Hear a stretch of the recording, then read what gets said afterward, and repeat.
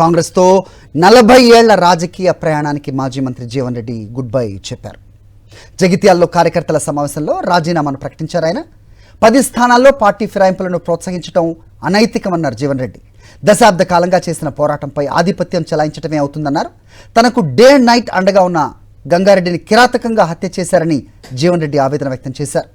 కనీసం సీఎం నుంచి హత్యోదంతంపై స్పందన కూడా రాలేదన్నారు జీవన్ రెడ్డి.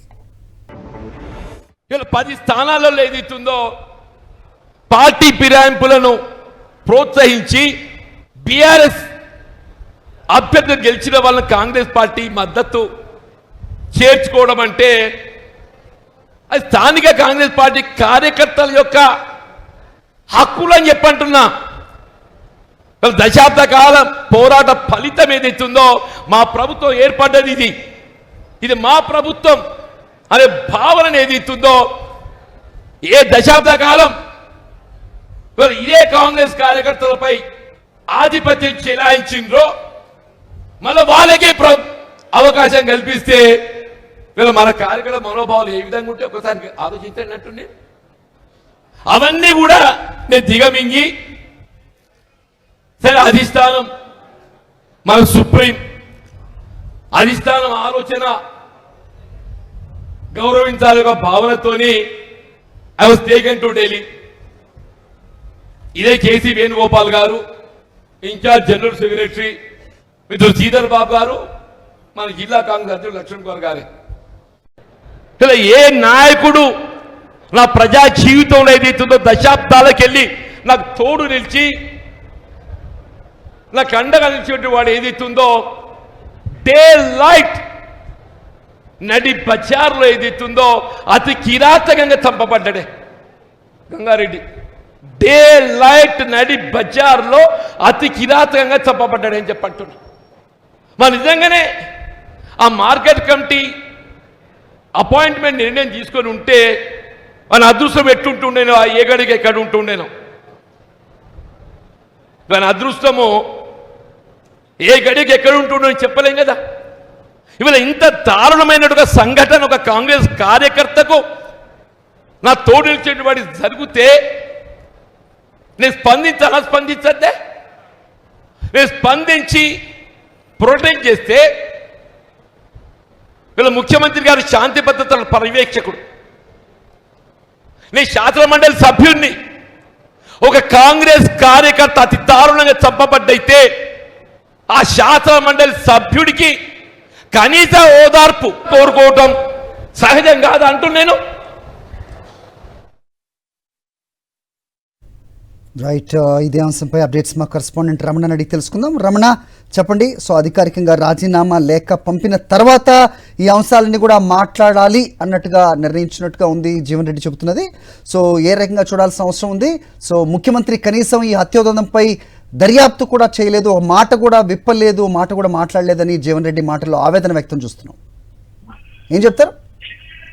అంటే మొత్తంగా జీవన్ రెడ్డికి సంబంధించి ఒక పెద్ద ఎపిసోడ్ లో మనం గత 20 రోజుల నుంచి కూడా చూస్తున్నాము. ఈ క్రమంలో జీవన్ రెడ్డితో పాటు ఒక 3000 మంది కార్యకర్తలు కూడా కాంగ్రెస్ పార్టీ ప్రాథమిక సభ్యత్వానికి రాజీనామా చేశారు. జీవన్ రెడ్డి కూడా తను కాంగ్రెస్ పార్టీకి మా ప్రాథమిక సభ్యత్వానికి, అదేవిధంగా ఏఐసిసి సభ్యత్వానికి రాజీనామా చేస్తున్న లేఖను కూడా విడుదల చేశారు. ఆ తర్వాత వెనువెంటనే కాంగ్రెస్ కండువాను తీసేసి ఆ తర్వాత పచ్చకండువా పప్పుకున్నారు, ఆత్మహత్య కండువా. కాబట్టి మొత్తంగా ఒక పెద్ద పరిణామాలు చెప్పుకోవచ్చు. ఆయన భవిష్యత్ రాజకీయ ప్రయాణం ఎటుంటుంది అనే ఒక ఆసక్తి నెలకొన్న నేపథ్యంలో ఈ రోజు ఒక భారీ సమావేశాలు నిర్వహించారు. అంటే ఎప్పుడైనా కూడా ఒక రాజకీయ సమావేశాలు నిర్వహించినప్పుడు ఒక పండుగ వాతావరణం నిర్వహించుకున్నారు. కానీ ఈసారి మాత్రం కాంగ్రెస్ పార్టీకి 40 ఏళ్ళు అంటే 4 దశాబ్దాల ప్రయాణాన్ని విడిచిపెడుతూ ఈ రోజు ఈ సమావేశాలను ఏర్పాటు చేసుకోవడం అనేది ఖచ్చితంగా కొంత బాధాకరం అని చెప్పేసి కూడా బాధాతత్వ హృదయంతో నేను చెప్తున్నాను అని పలుమార్లు చెప్పడం జరిగింది. మొత్తంగా రేవంత్ రెడ్డి పైన, వేం నరేందర్ రెడ్డి పైన కూడా ఆయన ఫైర్ అయ్యారు. నా తడాక ఏంటో చూపిస్తా అని చెప్పేసి కూడా ఈ సభ సాక్షిగా సవాల్ వేశారు. మొత్తంగా ఈయన అంటే జీవన్ రెడ్డికి సంబంధించి బీఆర్ఎస్ లో షారెక్కబోతున్నారు అనే ఒక ప్రచారం అయితే జరిగింది. రాజకీయ భవిష్యత్తు ప్రయాణం ఏ విధంగా ఉండబోతుందనే ఒక క్యూరియాసిటీ నెలకొన్న నేపథ్యంలో ఖచ్చితంగా జీవన్ రెడ్డి రాజీనామా అనేది మాత్రం అంటే రాష్ట్ర రాజకీయాల్లో మాత్రం ఖచ్చితంగా ఒక కీలకమైన పరిణామం చెప్పుకోవచ్చు. ఆయన ఏ స్టెప్స్ తీసుకుంటారనే ఒక క్యూరియాసిటీ కూడా మనకు కనిపిస్తుంది. హరి రైట్, మనం ఉదయాన్నే చూసాం. సో కాంగ్రెస్ తాలూకు ఆనవాళ్లు లేకుండా ఇంటికి రంగులు కూడా మార్చేసిన నేపథ్యం కనబడింది రమణ. సో మరి ఏ పార్టీ రంగులు ఆ గోడలపై రాబోతున్నాయి అనేది క్లారిటీ వచ్చిందా? అంటే ఖచ్చితంగా, ఎందుకంటే ఆయనే ఖచ్చితంగా ఫైర్ అయ్యారు. ఏంటంటే తాను అధికారంలో లేనప్పుడు 10 ఏళ్ల పాటు అటు ఎమ్మెల్యేగా ఎమ్మెల్సీగా ఇంటి చేత్తో పోరాటం చేస్తే కనీసం తనను మంత్రి పదవి ఇచ్చేందుకు కూడా నేను అనర్హుడిని అని చెప్పేసి ఆయన ప్రశ్నించడం జరిగింది.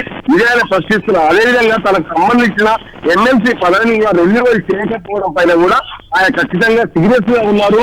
అదేవిధంగా ఇక్కడ కొన్ని పరిణామాలు జగిత్యాలలో జరిగిన పరిణామాల పట్ల కూడా ఆయన చాలా సీరియస్ గా స్పందించారు. ఎందుకంటే జాబితాపురికి సంబంధించి గంగారెడ్డి అనే ఒక వ్యక్తి మర్డర్ నాయకుడు మర్డర్ అనేది తీవ్ర కలకలం రేపింది. అదే సమయంలో ఆయన కొంత మనస్తాపం చెందారు. మొత్తంగా కాంగ్రెస్ పార్టీ కోసం పోరాటం చేసిన నాయకులు మర్డర్ అయితే కనీసం కాంగ్రెస్ పార్టీ అధిష్టానం నుంచి ఎలాంటి స్పందన లేకపోవడం, మార్కెట్ కమిటీ చైర్మన్ గా అతనికి పదవి దక్కితే కనుక అది ముఖ్యమంత్రికి విన్నవించినా నరేందర్ రెడ్డికి విన్నవించినా ఆ పని కాలేదు, వాళ్ళు చెప్పినా కూడా కాలేదంటే ఏం నడుస్తున్నాయని చెప్పేసి ప్రశ్నించారు. ఆయన చైర్మన్ అయింటే కనుక ఆయన మర్డర్ జరిగి ఉండేది చాలు కదా అని చెప్పేసి కూడా ఆయన సమసాక్షిగా ప్రశ్నించిన పరిస్థితి. మొత్తంగా చాలా అంశాలు కూడా ఆయన మనస్తాపానికి గురి చేశాయని చెప్పుకోవచ్చు. ఈ క్రమంలోనే 4 దశాబ్దాల ప్రయాణంలో కాంగ్రెస్ పార్టీని వేయడానికి ఆయన తర్జాపర్జన పడ్డారు. మొత్తంగా ఈ రోజు జైత్యాల వేదికగా తన ప్రకటన కూడా విడుదల చేశారు. ఈ క్రమంలోనే ఆయన ఇంటికి సంబంధించిన నివాసం కూడా మొత్తంగా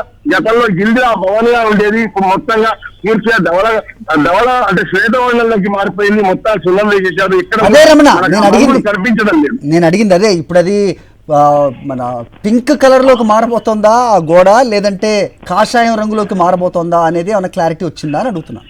ఖచ్చితంగా, అంటే ఇప్పటికే మనం చూసాము. ఖచ్చితంగా బీఆర్ఎస్ లోకి సారెక్కబోతున్నారు. కేసీఆర్ సమక్షంలో గులాబీ కండువా కప్పుకోబోతున్నారు అనే ఒక క్లారిటీ అయితే ఉంది. ఏప్రిల్ 5వ తేదీ నుంచి 10వ తేదీ మధ్యలో జీవన్ రెడ్డి మొత్తంగా ఈ సమావేశం ఉంటుంది. గీతా విద్యాలయం మైదానం వేదికగా పెద్ద సభ జరగబోతుంది.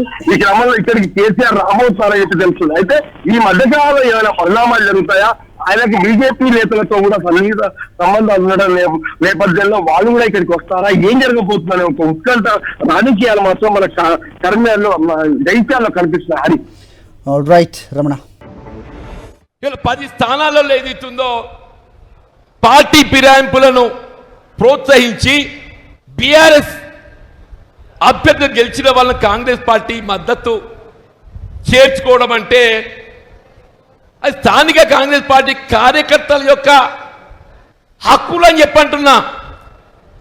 దశాబ్ద కాలం పోరాట ఫలితం ఏదైతుందో మా ప్రభుత్వం ఏర్పడ్డది ఇది.